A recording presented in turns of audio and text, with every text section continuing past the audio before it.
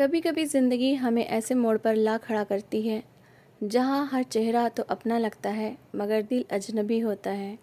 मैंने जिस इंसान को अपना सब कुछ समझा, जिस पर अंधा विश्वास किया, वही मेरे सपनों की कातिल निकली। एक ऐसा धोखा जिसने मेरी आत्मा तक को हिलाकर रख दिया।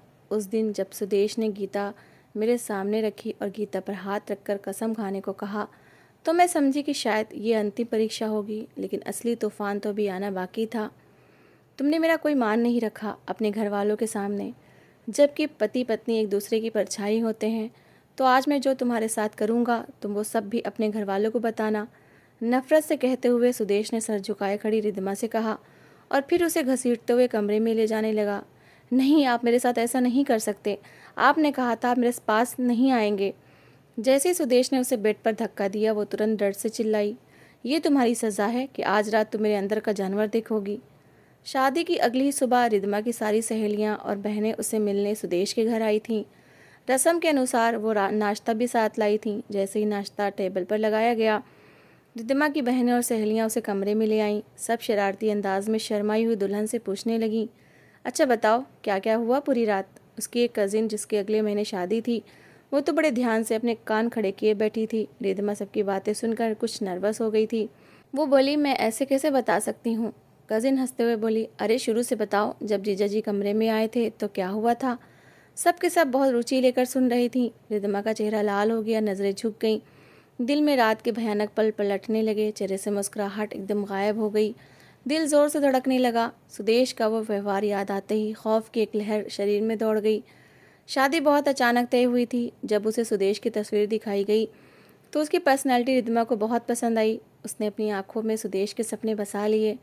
लेकिन विदाई से थोड़ा पहले जो सच्चाई पता चली, उसे जानकर तो वो सांस लेना भी भूल गई। वो सोचने लगी कि आखिर ये सब फेरों के बाद ही क्यों बताया गया। अब वो सुदेश को क्या जवाब देगी, कैसे खुद को उसके गुस्से से बचाएगी। विदाई के बाद जब वो सुदेश के बंगले पहुंची तो रिद्धिमा का स्वागत बहुत शानदार तरीके से किया गया। हर रस्म को पूरे दिल से निभाया गया। आखिर में उसे सुदेश के सजे हुए और सुंदर कमरे में बिठा दिया गया। कमरे में फूलों की खुशबू, मध्यम रोशनी, सन्नाटे ने माहौल को कुछ डरावना बना दिया था। सब कुछ सुंदर था, लेकिन दिल के अंदर एक डर ने डेरा डाल रखा था। कुछ ही पलों बाद किसी ने दरवाजे का नॉब घुमाया। रिद्धिमा का दिल जैसे रुक गया। दरवाज़ा खुला, पलकें झुक गईं और कदमों की आहट सुनकर दिल बुरी तरह से डर गया। विदाई के समय घूंघट निकालकर उसके चेहरे को ढांप दिया गया था। अब सुदेश उसके सामने आकर बैठ चुका था। वो थोड़ा पीछे खिसकी, खुद में सिमट गई। सुदेश ने गला खंगारा और बात की शुरुआत की, लेकिन रिद्धिमा के होठों पर तो जैसे ताला लग गया था। जवाब तक न दे सकी। सुदेश ने फिर कहा, क्या बात है, क्या मेरी दुल्हन गूंगी है क्या? कम से कम जवाब तो दो। रिद्धिमा ने नहीं में सिर हिलाया। सुदेश ने बुरा मानते हुए कहा, मुझे इशारों की बातें समझ नहीं आती देवी जी, अपनी आवाज़ का इस्तेमाल करें। ये कहते हुए सुदेश ने रिद्धिमा के चेहरे से घूंघट हटा दिया। जिसे उसका चेहरा नजर आया, सुदेश पल भर को खामोश हो गया। वो अपनी फ़ोटो से भी ज़्यादा सुदेश की आंखें पलक झपकाना भूल गईं। फिर जब सुदेश ने रिद्धिमा का हाथ पकड़ा तो उसका हाथ बर्फ़ जैसा ठंडा था। आंखें झुकी हुई, चेहरा शर्म से लाल। लेकिन रिद्धिमा ने तुरंत अपना हाथ छुड़ा लिया। सुदेश ने हैरानी से पूछा, कहा, तुम तो बहुत सुंदर हो, मेरी सोच से भी बढ़कर। कहते हुए उसने अपनी हथेली फैलाई, जैसे कह रहा हो कि तुम अपना हाथ अपनी मर्जी से मेरे हाथ में रखो। मैं तुम्हारा पति हूँ, कोई गैर नहीं। लेकिन रिद्धिमा सहमी बैठी थी, ऐसी गुमसुम जैसे किसी डर ने जब जबान बंद कर दी हो। दिल में तूफान था, आंखों में आंसू। वो कैसे बताती कि जो सच उसे पता चला था वो किसी भी पति के लिए स्वीकार करना आसान न होता। सुदेश ने प्यार से कहा, ऐसे कैसे चलेगा ना, तुम बात कर रही हो ना हाथ थाम रही हो, थोड़ा रिलैक्स हो जाओ। लेकिन रिद्धिमा की हालत ऐसी नहीं थी कि वो कुछ कह सकती। वो अंदर से टूट चुकी थी और आने वाली रात के अंधेरे से डरी हुई थी। फिर सुदेश ने प्यार से कहा, अच्छा ठीक है, ऐसा करो, पानी पी लो। ये कहते हुए उसने साइड टेबल से जग उठाया, ग्लास में पानी डाला और रिद्धिमा की ओर बढ़ाया। कांपते हाथों से रिद्धिमा ने ग्लास पकड़ा और घूट घूट पीने लगी। सुदेश की बेताब नज़रें लगातार रिद्धिमा के चेहरे पर जमी हुई थी और वो अपनी जगह बहुत घबरा रही थी। सुदेश ने फिर मुस्कुराकर कहा, क्या मैं आपकी मेहंदी देख सकता हूँ? वो चाहता था कि कोई बात खुले, कोई शुरुआत हो, मगर रिद्धिमा ने अपना हाथ आगे न बढ़ाया। सुदेश सोचने लगा, ऐसा भी क्या नखरा है इस लड़की में।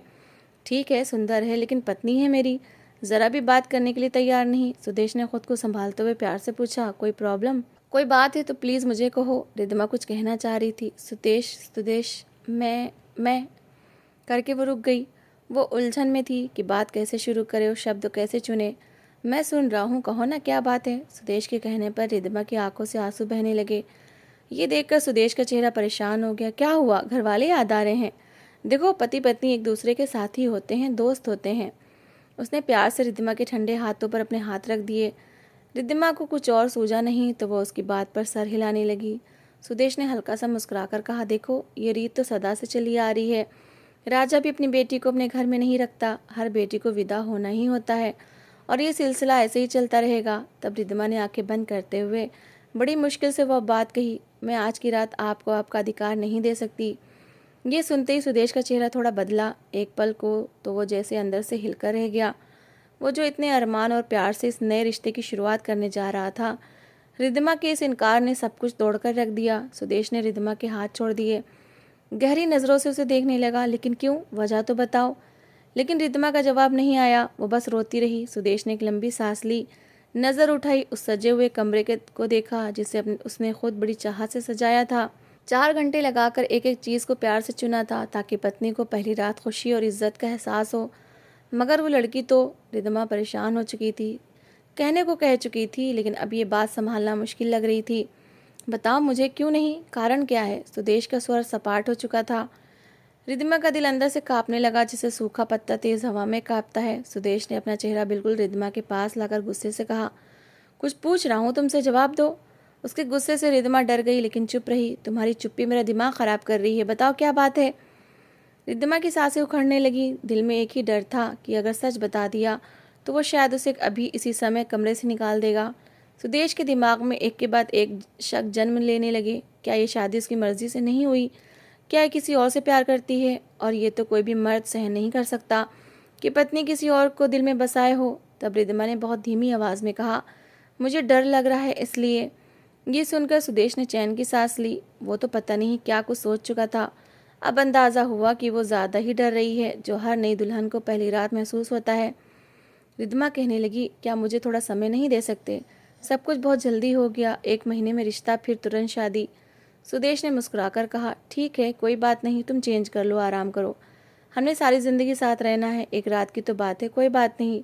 वो बड़े प्यार से बोला। उस रात के लिए कितने ही सपने सजा चुका था, लेकिन रिद्धिमा की उलझन को समझना उसके लिए ज़रूरी था। रिद्धिमा जल्दी से उठी, अलमारी खोली, सादा सा ड्रेस निकाला और ड्रेसिंग के सामने जाकर गहने चूड़ियाँ सब उतारने लगी। सुदेश हसरत से उसे देख रहा था। ये काम आज की रात उसका था कि वो ये सब अपने हाथों से उतारे, लेकिन रिद्धिमा ने समय मांग लिया था। वॉशरूम से निकलकर जब वो सादा कपड़ों में आई तो चेहरे पर सादगी छाई हुई थी। सुदेश ने उसे देखा, आह भरी और कहा, रिद्धिमा, अलमारी से मेरा नाइट सूट निकाल दो। वो जानबूझकर ऐसे छोटे छोटे काम रिद्धिमा से कह रहा था ताकि उसका डर कुछ कम हो जाए। रिद्धिमा ने झिझकते हुए नाइट सूट निकाला और बेड पर रख दिया। सुदेश ने वो उठाया और वॉशरूम में चला गया। दिल में इच्छाओं का तूफान था। जब वापस आया तो देखा रिद्धिमा बेड पर बैठी थी, सोई नहीं थी। वो सोच रही थी बेड पे सोए या सोफे पर। सुदेश ने पूछा, क्या हुआ, अभी तक सोई क्यों नहीं? रिद्धिमा ने धीमी आवाज़ में कहा, मैं बेड पर सो जाऊं या सोफे पर चली जाऊं?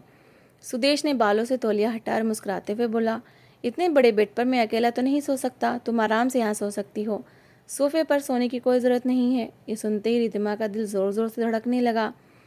आखिर सुदेश मुझे बेड पर सोने के लिए क्यों कह रहा है? क्या उसका इरादा बदल गया है? लेकिन वह चुप रही। सुदेश ने बात बदलते हुए कहा, देखो, मुझे काम करने की आदत नहीं है, ख़ास तौर पर घर के काम। तो मेरे सारे काम तुम्हें ही संभालने होंगे। ये तौलिया उठाकर उसकी जगह पर रख दो। तो सुदेश ने कहा। वो जानबूझकर रिद्धिमा से ऐसे काम कह रहा था ताकि कुछ तो बात हो और उनके बीच की अजनबियत की दीवार गिर सके। रिद्धिमा फौरन खड़ी हुई, तौलिया उठाकर वॉशरूम में रखाई। जब वापस आई तो सुदेश बेड पर लेट चुका था, कंबल भी ओढ़ लिया था, लेकिन रिद्धिमा के चेहरे पर अभी भी परेशानी छाई हुई थी। वो बेड के किनारे जाकर बैठ गई। सुदेश ने कुछ पल उसे बैठे देखा, फिर कहने लगा, क्या बात है, सोने का इरादा नहीं है क्या? ये सुनकर रिद्धिमा बेड के कोने पर लेट गई ताकि बीच में दूरी बनी रहे। सुदेश का दिल चाह तो रहा था कि सारी दुनिया मिटा दे, मगर वो वादा कर चुका था, इसलिए करवट बदल कर दूसरी ओर देखने लगा। कुछ ही देर में दोनों सो चुके थे। सुबह जब सुदेश की आँख खुली तो रिद्धिमा बेखबर सो रही थी। उसके चेहरे पर मासूमियत की चमक और नींद की मध्यम रोशनी सुदेश को फिर बेचैन करने लगी। वो उसके पास झुककर बोला, रिद्धिमा, उठ जाओ, हमारे घर में सब लोग सुबह जल्दी जाग जाते हैं। रिद्धिमा ने आधी आंखें खोलकर उसे देखा और जब उसे खुद पर झुके पाया तो फौरन उठ बैठी। सुदेश ने मुस्कुराते हुए कहा, जल्दी तैयार हो जाओ। रिद्धिमा उठी, कपड़े बदलकर और तैयार होकर चूड़ियाँ और गहने पहनने लगी। सुदेश सोफे पर उठा, दबे कदमों उसके पीछे आया और प्यार भरे स्वर में कहा, मुंह दिखाई का तोहफा अगर इजाज़त हो तो पहना दूँ। रिद्धिमा चुप रही, कोई जवाब नहीं दिया। सुदेश धीरे से बोला, बाहर जाओगी तो सब सवाल करेंगे। रिद्धिमा ने नज़रें झुकाई और धीमे लहजे में बोली, पहना दें। सुदेश ने खूबसूरत सोने की चेन निकाली और रिद्धिमा के बाल धीरे से आगे किए, फिर वो चेन उसके गल में पहना दी। अभी वो कुछ और कहता कि दरवाजे पर दस्तक हुई। रिद्धिमा ने दरवाज़ा खोला तो बाहर उसकी बहनें और सहेलियां थीं। वो सब अंदर आईं और उसे साथ ले गईं।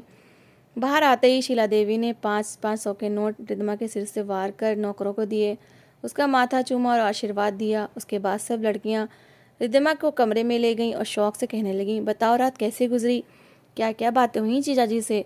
रिद्धिमा हिचकिचाई और कहा, जैसी को सबकी गुजरती है। लेकिन लड़कियां छेड़कर पूछने लगी और आखिरकार रिद्धिमा ने जवाब दबाव में आकर कुछ बातें बता दी, मगर ये नहीं बताया कि सुदेश को उसने पास तक आने नहीं दिया।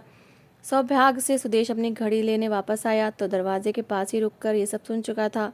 उसके तन बदन में आग लग गई थी। उसे ये मंजूर नहीं था कि उसके और पत्नी के बीच की बातें किसी और को पता चलें, वो भी पत्नी के मायके वालों को। वो चुप रहा, मगर दिल में फैसला कर चुका था कि रात को इस बारे में रिद्धिमा से बात करेगा। रात के फंक्शन में रिद्धिमा बहुत सुंदर लग रही थी, मगर सुदेश ने एक नज़र भी उसे नहीं देखा। दिल में गुस्सा भरा हुआ था। जब वो कमरे में वापस आई तो फौरन कपड़े उतारकर सादा कपड़े पहन लिए। वो आज रात भी बहुत डरी हुई थी कि कहीं सुदेश अपना अधिकार न मांगे। वो जानती थी कि जैसे ही सुदेश उसके पास आएगा उसका छुपा हुआ राज उसके सामने आ जाएगा। वो डरी हुई थी, जानती थी कि सच खुला तो सब कुछ बर्बाद हो जाएगा। दरवाज़ा ज़ोर से खुला। सुदेश तेज़ी से अंदर आया, चेहरे पर गुस्सा था। रिद्धिमा सादा कपड़ों में बैठी थी। सुदेश का गुस्सा दोगुना हो गया, तुमने ये कपड़े क्यों बदले? उसका स्वर गुस्से वाला था। रिद्धिमा घबरा कर बोली, वो मैं भारी कपड़े पहनने की आदी नहीं हूँ। सुदेश गुस्से से बोला, किससे पूछकर? क्या मैं कोई नहीं हूँ कि मुझसे पूछा भी नहीं? रिद्धिमा कुछ न कह सकी। सुदेश की आवाज़ तेज़ होती जा रही थी, तुम अपनी मर्जी से सब कुछ करोगी, जो जी चाहेगा वो करोगी। रिद्धिमा की आवाज़ बंद हो गई। वो तो सोच भी नहीं सकती थी कि इतना प्यार से बोलने वाला सुदेश एक दिन में यूं बदल जाएगा।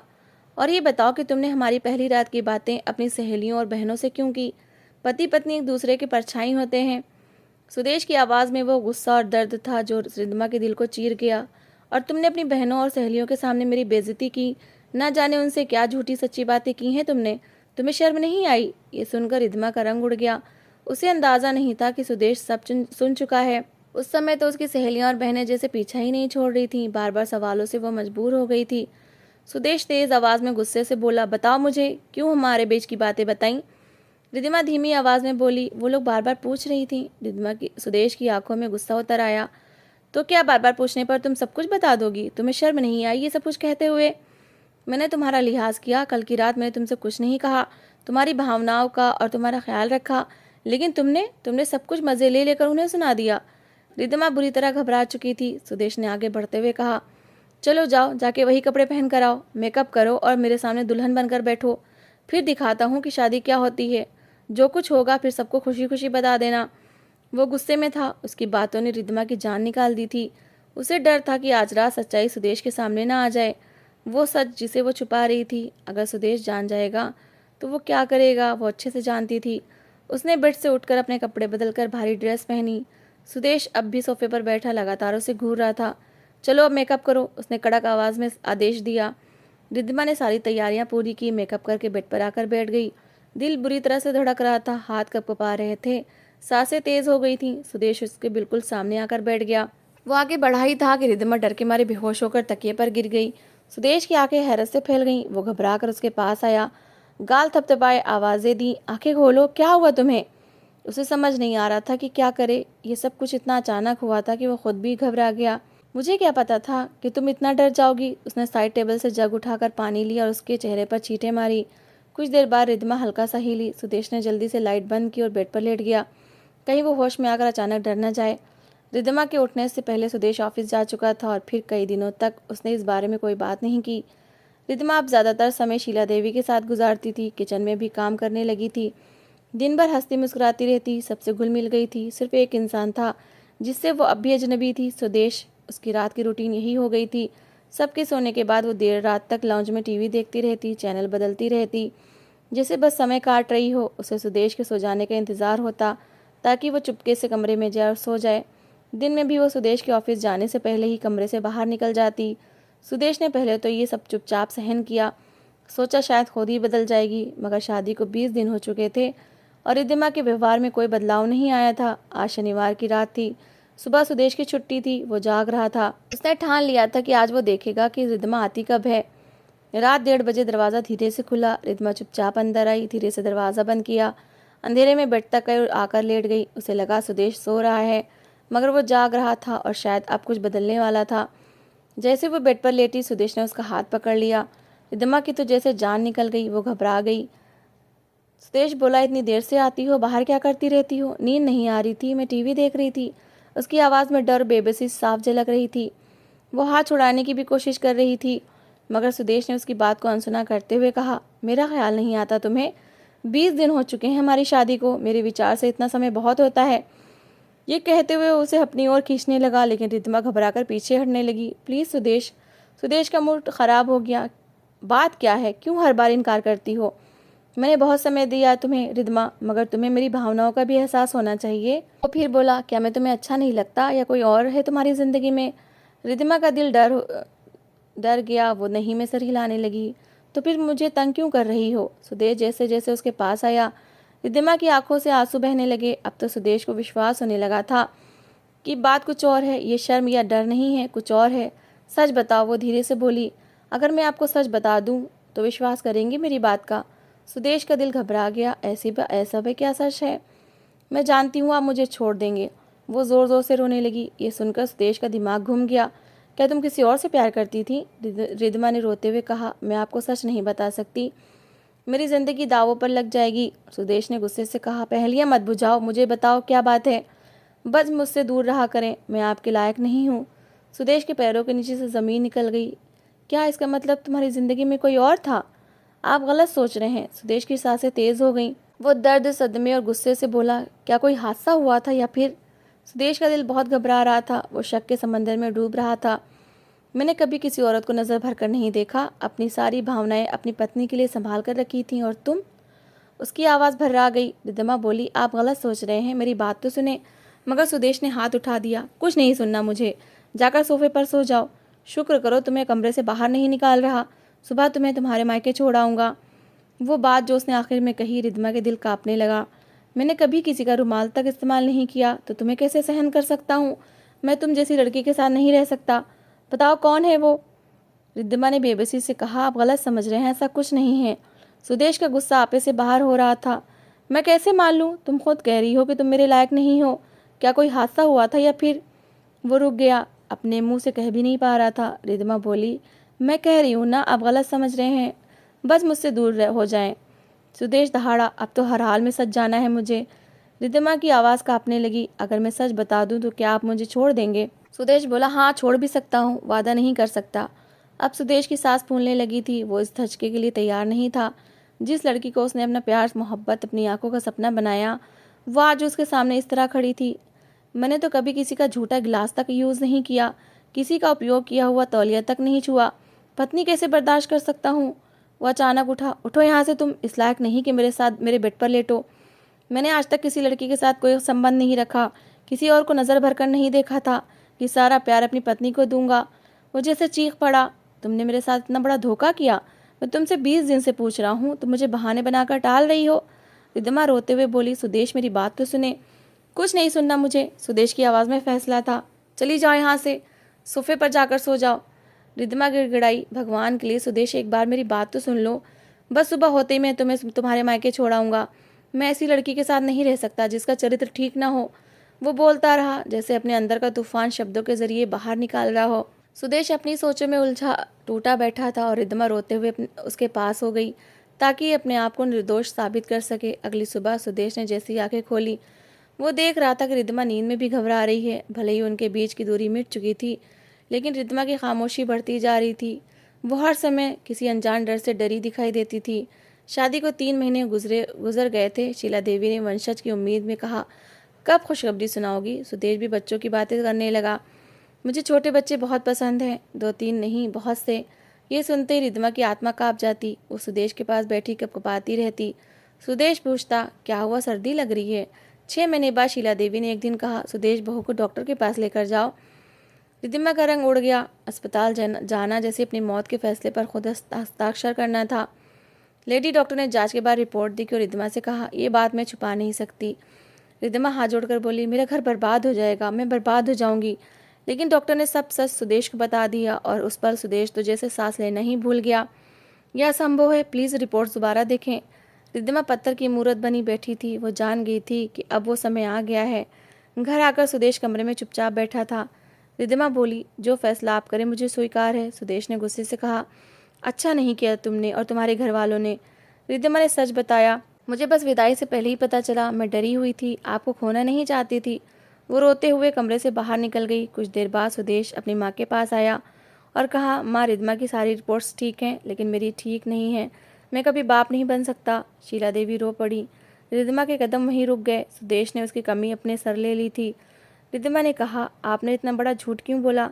सुदेश ने प्यार से कहा, क्योंकि पति पत्नी एक दूसरे के परछाई होते हैं और इसके तुम्हारा कोई गलती नहीं। हम किसी अनाथ बच्चे को पाल लेंगे। अगर मैं माँ को सच बताता तो वो तुम्हें कभी स्वीकार न करती। तुम्हें दुख होता जो मैं नहीं चाहता। रिद्धिमा की आंखों में आंसू आ गए। काश हर मर्द आप जैसा हो। वो उसके सीने पर सर रखकर दुनिया की सारी चिंताएं भूल गई। वो जानती थी उसका जीवन साथी हमेशा उसका साथ निभाएगा।